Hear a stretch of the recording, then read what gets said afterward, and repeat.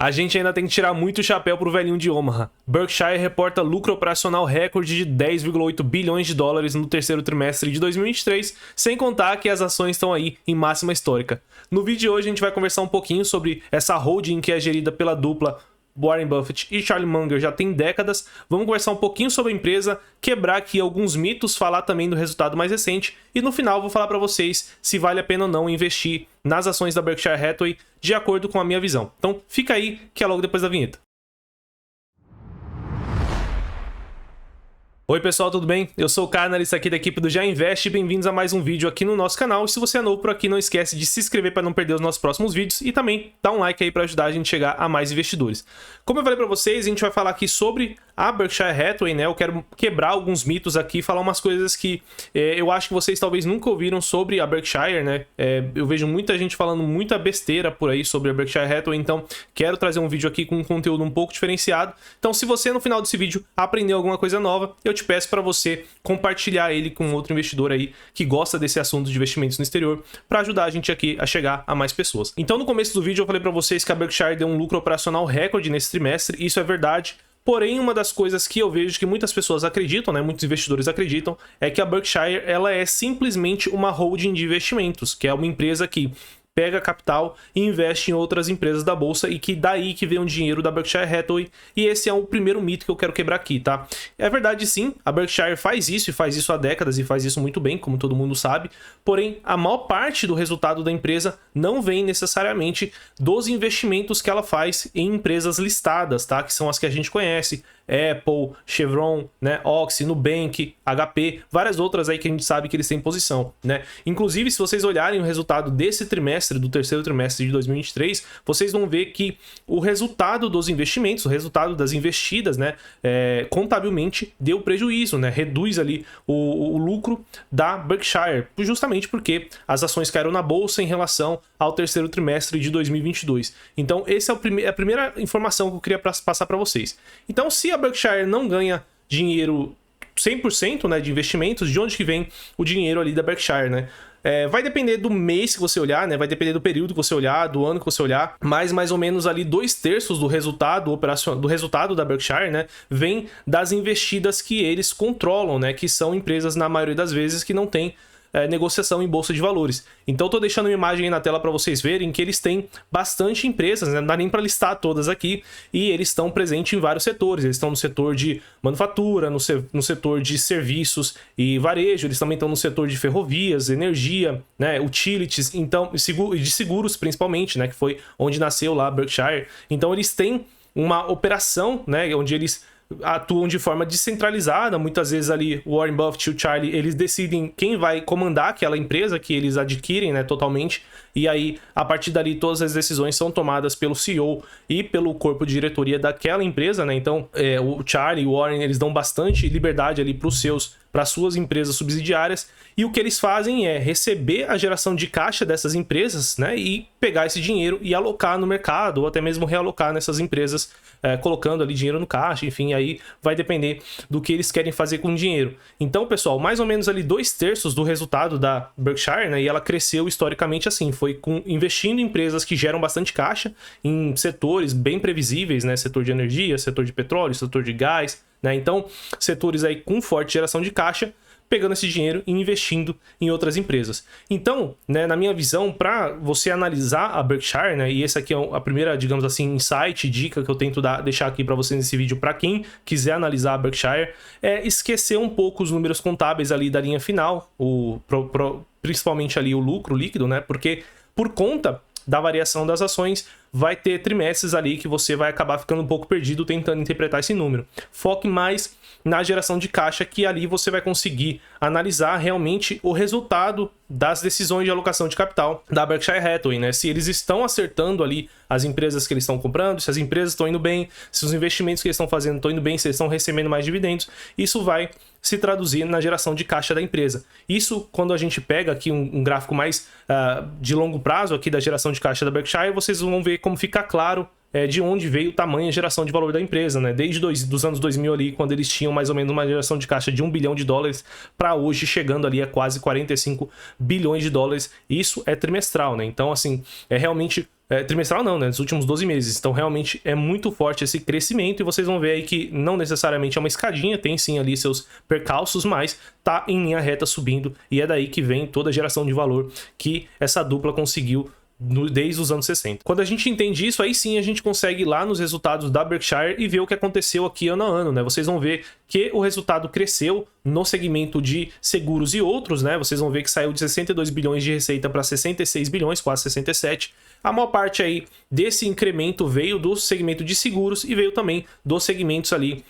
de alocações que eles fazem, renda fixa, né? Então, o Warren Buffett tem alocado bastante do caixa da Berkshire em renda fixas, tesouros de curto prazo, ganhando ali nessa marcação ao mercado, ou ganhando muitas vezes até segurando o título até o final. Então ele está aproveitando esse movimento de taxas de juros altas lá nos Estados Unidos, né? Pra gente não parece alto, mas realmente 5% lá é alto, né? Pro padrão americano, e ele tá ganhando dinheiro com isso. Mas a maior parte do crescimento da receita desse trimestre da Berkshire veio realmente aqui do segmento de ferrovia, utilities e energia, principalmente ali no segmento de energia, que eles fizeram a aquisição de uma parte relevante de uma empresa ali de postos de combustíveis no Canadá, e a gente sabe que esse segmento ele receita bastante, né? A gente vê aí a Vibra, a Raizen, né? Elas receitam bastante, mas ali quando você tira todos os custos, o lucro acaba não sendo tão relevante. Mas o crescimento da receita veio principalmente por conta dessa linha aí no resultado desse trimestre. Agora que a gente já falou da parte operacional e do resultado desse trimestre, né? Eu sei que muita gente gosta de acompanhar a Berkshire, gosta de acompanhar o Warren Buffett, o Charlie Munger, e é fã deles justamente pelas escolhas que eles fazem dos seus investimentos quando a gente fala do mercado, né? Então, olhando a carteira deles, né, eu separei aqui as 5 maiores posições atuais aqui da Berkshire no mercado de ações, e hoje, né, 50% do portfólio deles ainda está na Apple, né? Então a Apple aí é uma grande empresa que eles investem, né? Foi um grande acerto aí. A gente tem que lembrar que a Apple recentemente virou a empresa mais valiosa do mundo, né? Chegou a passar ali 3 trilhões de dólares de valor de mercado. E logo em seguida a gente tem aí o Bank of America, um dos maiores bancos do mundo, a American Express, né? Uma empresa ali de bandeira de cartão, junto com Visa, Mastercard. A gente tem a Coca-Cola, né? Uma empresa aí muito conhecida, né? No mundo todo, basicamente uma cash cow, uma empresa muito sólida, né? E a gente tem a Chevron também, que é uma empresa ali de petróleo, né? A gente vê o tanto que o petróleo está sendo valorizado aí nos últimos 2 anos. Então o Warren Buffett tem aproveitado aí, comprado bastante empresas de petróleo, né? Ele tem também a Oxy. Então assim, ele tem apostado bastante nesse segmento de energia. Apesar da Apple ficar com essa fama porque ela corresponde por 50% do portfólio da Berkshire, né? Ela não é o maior acerto recente da empresa, né? Eu trouxe aqui para vocês os 5 maiores acertos aqui de ganhos de rentabilidade que a Berkshire teve, né? E o mais recente foi a Costco, que eles venderam em 2020 com um ganho ali de 784% sobre o valor investido, que é o dobro da rentabilidade que eles têm com a Apple. A diferença é que eles têm um stake muito maior na Apple, né? Eles investem muito mais, eles têm muito mais grana, eles têm muito mais skin no game ali na Apple. Então, como eles têm bastante dinheiro investido na Apple, pelo fato dela subir ali 100, 200, 300 e poucos por cento, que é a rentabilidade que eles têm hoje na Apple, eles conseguem ter um retorno muito maior por conta desse investimento mais expressivo que eles fizeram, né? E além dessa aposta no petróleo que eles têm feito, né, inclusive aumentando ali a posição em Oxy, eu trouxe para vocês as movimentações mais recentes ali da Berkshire, e a mais significativa foi a venda de 70% das ações que eles tinham ali na Activision Blizzard, né? Então aqui a gente consegue ver as movimentações mais recentes ali dessa turma, né?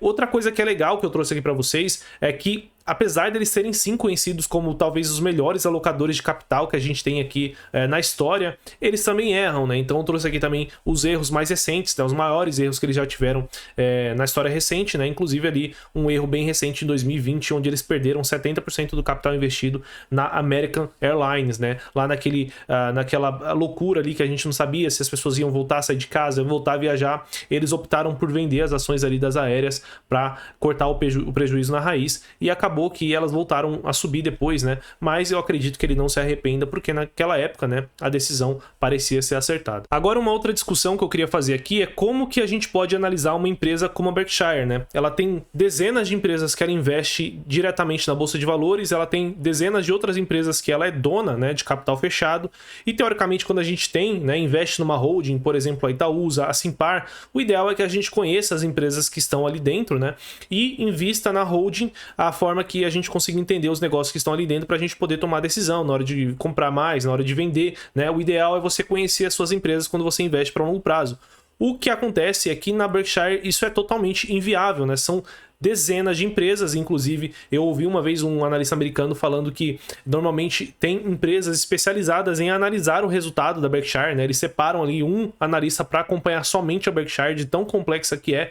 Então, a pessoa que acompanha a Berkshire não consegue acompanhar mais nada. Então, definitivamente não dá para fazer um acompanhamento na Berkshire igual a gente faz com outras empresas, né? Então, na minha visão, quando você decide comprar a Berkshire, você está decidindo comprar o poder de decisão de alocação de capital do time da Berkshire, né? A gente tem que lembrar que não é somente o Warren Buffett e o Charlie, né? Eles hoje em dia são muito mais conselheiros do que tocam ali as decisões do dia a dia. Então, quando você decide investir na Berkshire, você está decidindo colocar o seu dinheiro, né, na mão quase que de um fundo de ações, né? Na mão de terceiros que você espera que consigam decidir ali da melhor forma a alocação de capital para continuar gerando caixa, para continuar reinvestindo no mercado, nas próprias empresas e continuar gerando valor no longo prazo. Então, quando você vai analisar o resultado da Berkshire, você tem que analisar não o resultado das empresas que estão dentro da Berkshire, né? Você não tem que olhar a Apple, a Oxy, a HP, a Blizzard, né, uma por uma. Seria realmente loucura. O que você tem que fazer é analisar o resultado das decisões de alocação de capital das empresas. Na minha visão, é assim, tá? E quando a gente pensa dessa forma, né, de que você está deixando o seu dinheiro na mão de um grande fundo de ações ou na mão de grandes gestores, né, a gente sabe que são ótimos alocadores, né? Quando a gente pega aqui o histórico da Berkshire, vocês vão ver que ela dá um retorno anual próximo de 20% ao ano, né? O próprio Warren Buffett teve um dos melhores retornos ali da história, né? Quando a gente pensa em consistência, ele é a pessoa, né? Ele é o investidor que teve o melhor retorno pelo maior período possível, né? Que se tem ali métricas e que se tem dados, né? Pra gente conseguir comprovar. Então, ele tá ali há mais de 50 anos tendo um retorno acima de 10%, próximo de 15% ao ano, né? Então, assim, realmente é uma coisa incrível de se fazer. E quando você tá comprando a Berkshire, quando você tá investindo na Berkshire, é isso que você tá apostando que vai acontecer no futuro, né? Daqui para frente, né? No passado aconteceu, a gente consegue até ver o resultado que isso trouxe, né? Então a Berkshire deu um retorno histórico muito acima ali do S&P 500, mas é difícil a gente conseguir garantir que isso vai acontecer daqui para frente. Então você tem que entender isso na hora de investir na Berkshire. Inclusive tem alguns analistas e investidores que falam que a Berkshire tem errado bastante nas decisões de alocação dela, justamente porque ela tem um caixa muito relevante e ela tá perdendo pro mercado, né? Quando a gente compara nos últimos 10 anos, mais ou menos, 10, 15 anos, as ações da Berkshire versus o S&P 500, vocês vão ver que a performance é muito parecida e muitos atribuem isso ao fato de que o Warren Buffett tem muito caixa, né? A Berkshire tem muito caixa e eles não estão sabendo alocar da melhor forma. Então eu queria também aqui quebrar um pouco desse mito, falar um pouco da minha visão em relação ao caixa da Berkshire, que eu vejo que muita gente fala de uma forma muito diferente do que eu penso por aí. Então é verdade sim que a Berkshire tem bastante caixa, mas o que eu espero ter deixado claro aqui nesse vídeo é que a Berkshire não é simplesmente uma holding de investimentos. Então ela não tem necessariamente que deixar esse dinheiro o tempo todo alocado, 100% alocado o tempo todo. Justamente porque ela também tem a parte operacional dela. Então a gente tem que lembrar que a Berkshire, além de holding, ela também é uma empresa operacional, né? Então, como empresa operacional, né, você precisa ter caixa ali para o dia a dia, né? Então ela precisa ter um caixa ali também para as empresas e para a vertente de seguro que ela tem, que é bem relevante. Então imagina a Porto Seguro, né? A Porto Seguro também tem um caixa bem grande e eu não vejo ninguém reclamando que a Porto Seguro não pega esse caixa e não investe em ações. Por quê? Ela precisa ter esse caixa justamente para suportar e dar segurança para que ela possa ali oferecer os seguros que ela tem, porque se todo mundo sair batendo no carro, ela não vai ter de onde tirar o dinheiro para pagar os sinistros. Então isso também entra na conta. A gente tem que considerar também que a Berkshire, como administradora ativa ali de vários ativos debaixo da holding que ela tem, e agora eu tô falando não das empresas de capital aberto, estou falando das empresas de capital fechado, ela também precisa administrar ali o dinheiro, né? A transição de ativos de um lugar para o outro, a transição de caixa de um lugar para o outro. Então, não é necessariamente só a Berkshire que precisa do dinheiro, ela também controla, né, o dinheiro ali do guarda-chuva que vai para todas as empresas que ela administra debaixo dela. Do mesmo jeito que a Simpar faz aqui no Brasil, né? A Simpar aqui no Brasil, ela administra ali também as aquisições, ela administra, né, muitas vezes o caixa, né? O dividendo de uma, ela pega, manda para outra, então ela consegue fazer isso para ali ajudar, né, a gestão das suas empresas, principalmente de capital fechado, falando da Simpar e falando também da Berkshire. Lógico que a Apple não vai pedir dinheiro ali para Berkshire, para Warren Buffett, né? Mas a Berkshire Energia possivelmente precise. Então ela tem que pensar nisso, ela é um conglomerado, hoje é uma empresa de mais de 700 bilhões de dólares de valor no mercado, então é é inviável você imaginar que essa empresa não vá ter nada de caixa. É só olhar a Meta, Apple, Google, todas elas têm dezenas de bilhões de dólares de dólares no caixa, né? A própria Meta, se eu não me engano, tem 100 bilhões de dólares no caixa, a Apple tem 100 bilhões, mais ou menos. Então, é natural que essas empresas tenham valores muito altos no caixa. E por último, claro que eles vão ter o dinheiro no caixa esperando oportunidades para comprar empresas, né? Então, o Warren Buffett, né, e o Charlie sempre ali acreditam nessa metodologia de valuation, de comprar empresas boas e empresas a preços justos. Então, eles esperam sim oportunidades, mas é falado, né? O pessoal fala, né? Os investidores falam como se eles nunca tivessem comprado, passaram os últimos 10 anos não comprando nada, aguardando uma queda, o que é uma inverdade. Eles sempre estão comprando, naquele momento que eles enxergam que tem mais oportunidade, eles compram mais. E se eles não encontram o que fazer com o dinheiro, eles fazem recompra, que é o que eles têm feito recentemente, né? Eles têm ali desde 2017, se eu não me engano, 18 ou 17, iniciado um programa de recompra, retornando valor aí aos acionistas em forma ali, né, de reduzir esse caixa, já que eles não estão encontrando oportunidades, que também é interessante, né? Uma empresa que cresce ali 10, 15% ao ano em dólar ainda faz recompra, tem a tendência aí de gerar bastante valor no longo prazo. Então, pessoal, quando falarem assim do caixa da Berkshire, lembre-se que, além de tudo, é uma empresa também operacional. Então, ela não pode zerar o caixa da noite pro dia, colocar tudo em ações ou o que quer que seja, porque ela também tem que pensar como empresa operacional. Dito tudo isso, será que, na minha visão, vale ou não a pena investir na Berkshire? Na minha visão, não vale a pena, pessoal, investir na Berkshire, tá? Apesar de eu ter tecido aqui vários elogios à empresa, aos nossos grandes nomes que a gente tem aí por trás da empresa, né? O Charlie e o Warren, a gente admira bastante eles aqui, a gente gosta bastante deles aqui no GA, né? Eu acredito que não vale a pena justamente porque quando a gente opta, né? Pelo menos aqui na nossa filosofia, de investir em ações para longo prazo, a gente gosta de investir naquelas que a gente quer, né? A gente gosta de ir no mercado e escolher aquela empresa que a gente quer ter na nossa carteira, no perfil que a gente acredita que funcione melhor para a gente e não terceirizar essa decisão para uma outra empresa que vai fazer isso, né? Pelo mesmo motivo que, na nossa visão, as holdings operacionais aqui no Brasil, por exemplo, a Simpar, são bem mais interessantes do que a Itaúsa, né? Porque a Itaúsa é uma holding bem mais passiva, então ela vai ter muitos ativos que não se conversam entre si, e a tendência é que você vai ter tantos ativos ali dentro da Itaúsa que você não consiga saber muito bem a direção que ela vai, né? A Simpar ainda é possível fazer isso. A Simpar é uma empresa que a gente consegue ainda entender ali a Vamos, entender a Movida, entender a JSL, entender como que a Simpar organiza esse grupo, né? Como eles pensam o futuro, né? Os setores que eles estão envolvidos, tudo se conversa, né? É bem diferente de uma holding como a Berkshire, que tem muito do mercado, né?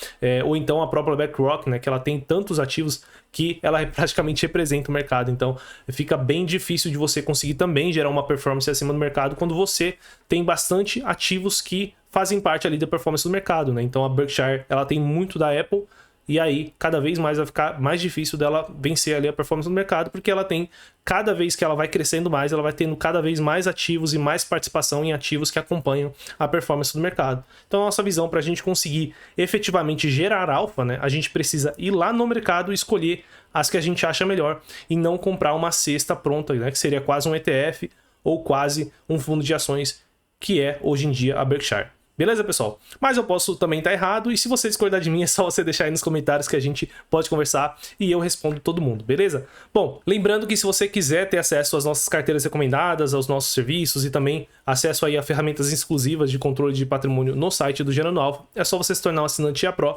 Escaneando esse QR Code aqui, você vai direto para um site que explica tudo sobre o que é ser um assinante IA Pro e tudo que você tem acesso aqui na nossa casa de análise e também no nosso site, tá?